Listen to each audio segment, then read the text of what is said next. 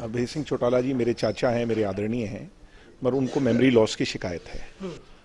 अभय सिंह जी की तो कोई राजनीतिक पहचान ही नहीं थी।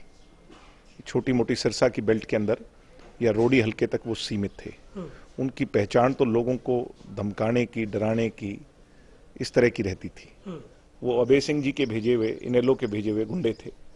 आधों ने शराब पी रखी थी, कुछों का नाम चिट्टे का व्यापार करने वाले में आता है। यहाँ मनोहर लाल खट्टर और वो दूसरे जो अभी के सीएम हैं, सैनी साहब आए हुए हैं, उसका कोई विरोध नहीं कर रहा। यहाँ आकर के हमारा विरोध क्यों कर रहे हैं? हम तो सरकार में भी नहीं है। मेरे हिसाब से कोई गुड़गांव की सीट या एक आधी सीट की और मैं नहीं कह सकता, बाकी 8 या 7 सीटों पर हरियाणा में बीजेपी हार रही है। क्या आप क्लास 10th का एग्जाम दे चुके हैं और क्लास 11th में साइंस के अच्छे विकल्प को खोज रहे हैं? मैं Nitesh Ranjan, I have done my MTech from IIT Kanpur और सीधा कोटा से आपके शहर सिरसा में रिजोनेंस के ब्रांच को लेकर आ रहा हूं। रिजोनेंस यहां पर 2 जगह पर ऑपरेट होने वाली है, एक खेड़का और दूसरा आपके शहर के बस स्टैंड के बिल्कुल समीप। यहां हमारे टॉप फैकल्टीज जो पूरे ऑल ओवर इंडिया से अच्छे अच्छे एक्सपीरियंसेस लेकर आ रहे हैं। 1 अप्रैल से जो हमारी बैच शुरू होने जा रही है, आखिर ये बैच में इनरोल कैसे करवाएंगे? नीचे दिए गए नंबर पे आप संपर्क करें। हमारे प्रदेशाध्यक्ष जी गए हैं। प्रदेशाध्यक्ष जी एक बात कहते थे, जात से बड़ी जमात होती है। तो जमात तो वहीं की वहीं है।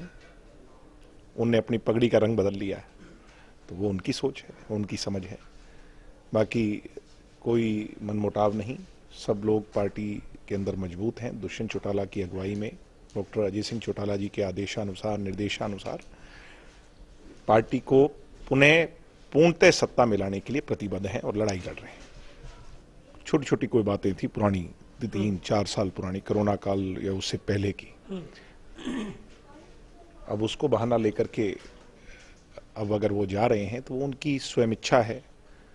हाँ, देवेंद्र बबली का और उनका 36 का आंकड़ा था और उस टसल से वो सदैव नाखुश रहे थे। तो वो तो उनको लगता होगा कि कोई उनका इंडिविजुअल नुकसान देवेंद्र बबली ने ज़्यादा कर दिया, उनके काम नहीं होने दिए। देवेंद्र बबली जी इस तरह की सोच रखते भी थे, इसमें भी कोई दो राय नहीं। वो बहुत एडमेंट रहते थे। तो आपस की इनकी टसल में ये इस तरह की बातें हुई। कोई दुष्यंत जी से या पार्टी से लेकर के कोई ऐसी नाराजगी नहीं थी। डॉक्टर अजय सिंह चौटाला ने ये जरूर पेशकश की थी कि अगर बड़े चौटाला साहब इस बात को लेकर आगे आए तो हम अगर कल बुलाएं तो कल भी जाने को तैयार हैं। चौटाला साहब के बाद आईएनएलडी को किसी ने सींचा, बच्चा बच्चा हरियाणा का जानता है कि उनका नाम डॉक्टर अजय सिंह चौटाला था। अभय सिंह जी की तो कोई राजनीतिक पहचान ही नहीं थी। छोटी मोटी सिरसा की बेल्ट के अंदर या रोडी हल्के तक वो सीमित थे। उनकी पहचान तो लोगों को धमकाने की, डराने की, इस तरह की रहती थी। मेरे पिताजी और मेरे दादा के जेल में जाने के बाद जब दुष्यंत चौटाला सांसद बन गए तो अभय सिंह चौटाला जी को कहीं ना कहीं लगने लगा कि हरियाणा की जनता दुष्यंत को चाहती है और इनेलो की जब कभी भी सरकार बनेगी तो उसका चेहरा जब तक दुष्यंत नहीं होगा तब तक वो बात नहीं बन सकती। पार्टी को कब्जा करने के लिए उन्होंने आधी रात बिना किसी कारण के हम लोगों को पार्टी से निष्कासित कर दिया। मेरा और दुष्यंत का पार्टी से निकाला जाना मैं जायज मान सकता हूं क्योंकि वो उनकी पर्सनल टीस थी। अजय सिंह जी तो तिहाड़ जेल के उसके पीछे बंद थे। अजय सिंह चौटाला जी का क्या रोल हो सकता है ये कोई कल्पना भी नहीं कर सकता था। उनको भी पार्टी से निकाल दिया। अभय सिंह चौटाला जी मेरे चाचा हैं, मेरे आदरणीय हैं, मगर उनको मेमोरी लॉस की शिकायत है। वो ये बताएं पार्टी से हम छोड़ करके गए थे या उन्होंने पार्टी से निकाला था। आज भी उनके पास इस बात का कोई जवाब नहीं है। मेरे पिताजी सकारात्मक व्यक्ति हैं। जिस दिन से उन्हें पार्टी से निकाला गया इनेलो से और आज लगभग 2018 के बाद 19 के बाद 6 वर्ष हो गए, मेरे पिताजी ने कभी अपने मुंह से इनेलो और इनेलो के अंदर रहने की या इनेलो में वापस बुलाने को लेकर के कोई नकारात्मक बात नहीं की, सकारात्मक बात की। आपने भी पूछा या किसी ने भी पूछा, उन्होंने सदैव कहा कि अगर वो बुलाएंगे तो वो बड़े हैं और बड़ों की आज्ञा का पालन करना ही हमें सिखाया गया है। आज भी मेरे पिताजी ने कुछ गलत नहीं कहा, वही कहा कि मैं अभय सिंह जी की बात की चिंता नहीं करता। अगर चौटाला साहब भी कह देंगे तो फिर उनकी बात को हम नकारेंगे नहीं। आज भी उन्होंने वही कहा, मेरे पिताजी सकारात्मक बात कर रहे हैं और जिनकी नकारात्मक और जहरीली बातें करने की आदत है वो वैसी ही बात कर रहे हैं जैसी उनकी फिदरत है। चौधरी देवीलाल जी की विचारधारा को और उस पार्टी को और मजबूत करें, मगर जब पार्टी से निकाला उन्होंने है तो बुलाएंगे भी वही। इसमें अभय सिंह चौटाला जी का तो कोई रोल ही नहीं, मगर हम सकारात्मक हैं, नकारात्मक नहीं है। मगर अभय सिंह जी सोचेंगे कि वो कड़वी कड़वी बातें कहते रहें और हम मीठी मीठी कहते रहें, तो फिर उनको इल्म होना चाहिए कि मैं भी बैठा हूं इस पार्टी में, उनकी सारी बात नहीं सुनी जाएगी और वो जो बात कहेंगे, जिस भाषा में कहेंगे, तो फिर उसका जवाब उनको सुनने के लिए तैयार रहना चाहिए। मैं उन्हें याद दिलाता रहूंगा कि अभय सिंह जी कितनी गहरी साजिश के तहत आपने ये काम किया था। मुझ पर अटैक करने का एक षड्यंत्र रचा है और मैं जैसे ही वहां से निकला तो वो टेलीफोन मैंने काटा ही था, इतने में कुछ इस किस्म के लोग मेरा विरोध करने पहुंच गए। तो मैंने उनसे तर्क पे बात की, आप और मैं पढ़े लिखे लोग हैं। मैंने पूछा कि मेरा क्यों विरोध कर रहे हो, तो उन्होंने कहा कि आपने बीजेपी की गोद में बैठने का काम किया। मैंने कहा मैंने जितना किसान आंदोलन में सहयोग समर्थन, जो मेरी कैपेबिलिटी और कैपेसिटी थी, उससे ज्यादा अगर मैंने इस पक्ष में रह करके मेरे अलहदा किसी ने किया हो तो मुझे बताओ। अगर तुम्हारा सहयोग करने वाले के साथ भी तुम ऐसा करोगे तो फिर तुम्हारा सहयोग कौन करेगा? तो उनके पास जवाब नहीं था। वो अभय सिंह जी के भेजे हुए, इनेलो के भेजे हुए गुंडे थे। आधों ने शराब पी रखी थी, कुछों का नाम चिट्टे का व्यापार करने वाले में आता है और 4-5 लोग थे।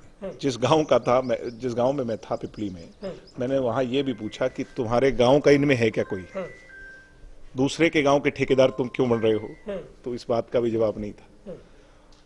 तो मैंने कहा मेरे से क्या चाहते हो? इस बात का भी जवाब कोई नहीं था।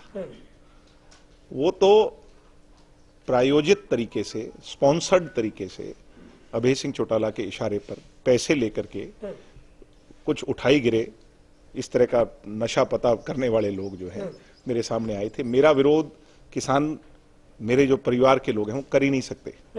मैंने किसान नेताओं से बात की, बहुत सारे लोगों से बात की। मैंने पूछा कि मेरा विरोध करने का आपने कोई फैसला किया है क्या?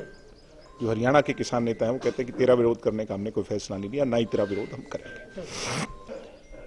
और ये जो इस तरह के लोग हैं, इनका हश्र तो आपने पंजाब के इलेक्शंस में देख ही लिया था। ये सब चुनाव लड़े थे और सभी की जमानत जब्त हुई थी। वो कहते हैं कि बीजेपी एक ऐसी पार्टी है, ये जब मजबूर हो तो ये ठीक रहती है, ये मजबूत नहीं होनी चाहिए। और ये मजबूर थी तभी ये दुष्यंत ने काम करवा लिए सारे के सारे। आज देख लो ना सरसों का क्या हाल है। जो मंडियों में किसानों को ट्रालियों के ऊपर सोना पड़ रहा है। एक ही सीजन में क्या हो गया कि दुष्यंत की सरकार के जाते ही सारी परिस्थितियां बदल गई। तो ये मजबूर हैं तब तक ही ठीक है और हमने इनको मजबूर की करके रखा 4-4.5 साल। तो ये बात भी आपको सोचनी समझनी होगी। बाकी भविष्य के अंदर हम हरियाणा की जनता का विश्वास प्राप्त कर करके पूर्णतः सरकार बनाएंगे। अभय सिंह चौटाला जी ने हमारे से पहले, जब हमने तो बाद में ज्वाइन करी थी ये सरकार, एनलाबाद के चौक पे खड़े होके, चौपटा के चौक पे खड़े होके क्या कहा था, रिकॉर्डिंग आपके पास भी नहीं है तो मैं भिजवा दूंगा। वो सरकार में शामिल होने ही जा रहे थे। राज्यसभा का वोट किसको डाला था किसान आंदोलन के बाद?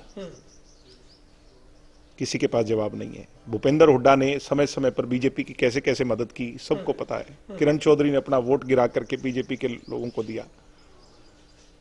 दुष्यंत ही क्यों?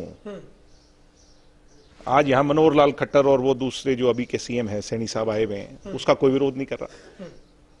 यहां आकर के हमारा विरोध क्यों कर रहे हैं? हम तो सरकार में भी नहीं है। ये एक सिंपल एजेंडा है कि किसी तरह इन जेजेपी वालों को रोको और दुष्यंत को पॉलिटिकली कमजोर करो, इसके अलावा कुछ नहीं। मेरे हिसाब से कोई गुड़गांव की सीट या एक आधी सीट की और मैं नहीं कह सकता।